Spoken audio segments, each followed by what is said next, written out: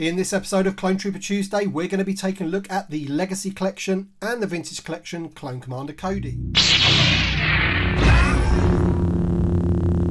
Hi there Star Wars collectors, welcome to another Bossk's Bounty video and welcome to another episode of Clone Trooper Tuesday. As I mentioned in the intro, we're going to be taking a look at the Clone Commander Cody figure from both the Legacy Collection and the Vintage Collection.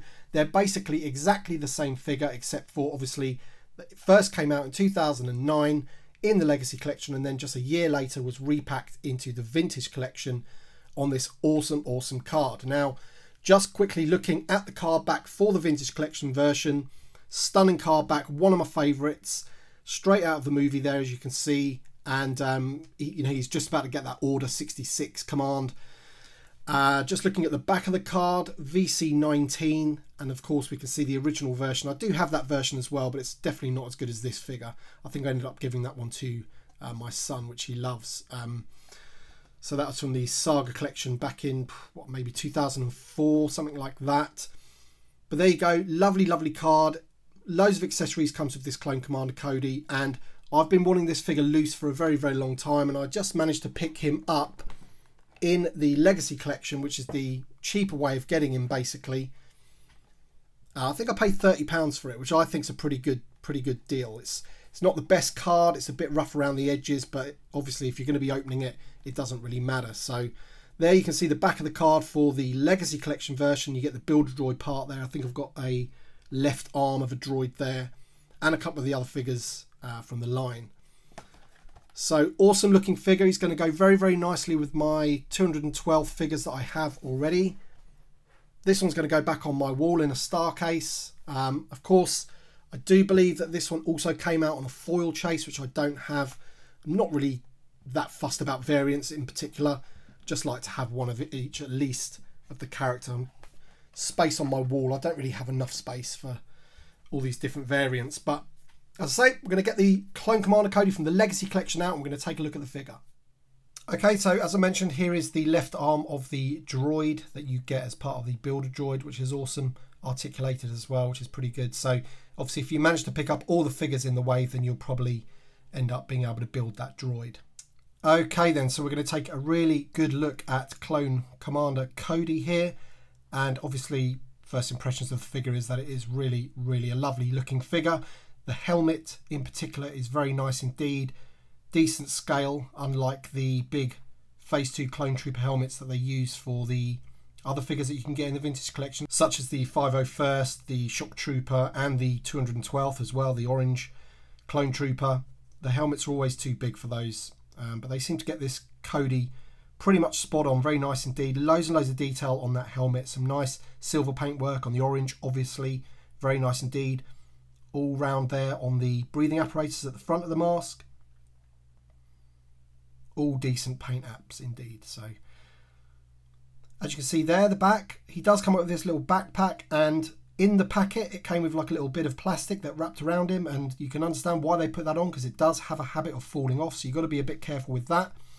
And as you might see, it is a slightly different colour to the rest of him. It's matching his legs, which is a bit funny because you can just see some very slight discoloration on his legs in terms of them going a little bit yellow, which is a bit strange really, because it's usually his torso that goes so yellow. So in a lot of these, if you let any kind of natural light hit these figures for a long period of time, they do tend to go yellow. But as you can see there, he's got some nice battle damage on his upper torso there. He's got his rank insignia, and just all over, this is just a great looking figure. I really do like it. I'm glad I've finally managed to get him loose so he can be part of my 212th. And what we'll do is we'll just take the helmet off so you can see how good the head sculpt is. I'll get a really good close up there, see if I can get some better light on there for you.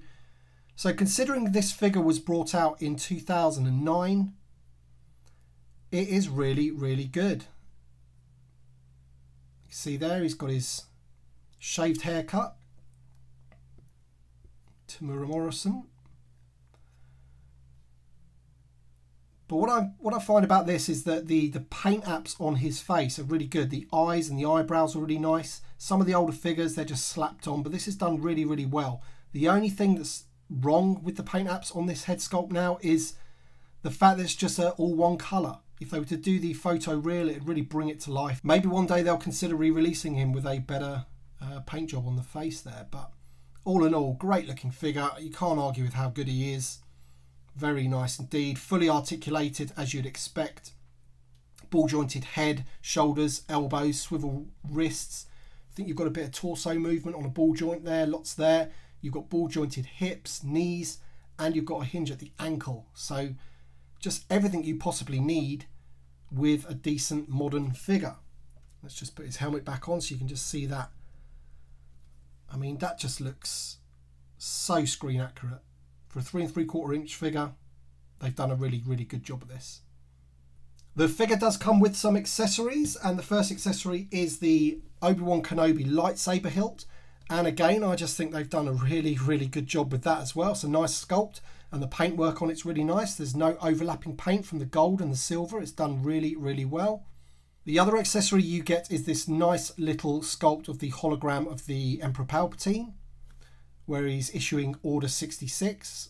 And as you can see, it comes with this little stand for it, so you can hold it with Cody. But I don't think you're going to need this. I think it is Obi-Wan Kenobi's video I saw quite a long time ago in his quick shot series, where he had this figure and he suggested that you actually take that off and put it in the hand of Cody, like so.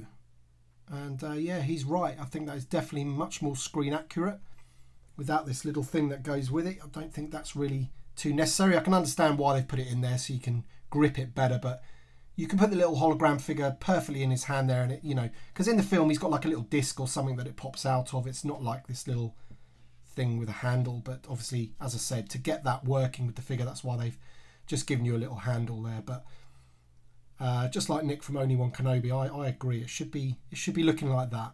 So all in all, a very, very decent figure indeed. And obviously the vintage collection version is on one of the best card backs in the line, in my opinion. It's such a lovely card back. Great image of Cody, and a worthy addition to Clone Trooper Tuesday. So let me know if you've enjoyed this video by dropping a like down below, and obviously subscribe if you're new to the channel. This has been Clone Commander Cody as part of the Clone Trooper Tuesday series. Thank you very much for watching, everybody, and we shall see you on the next one.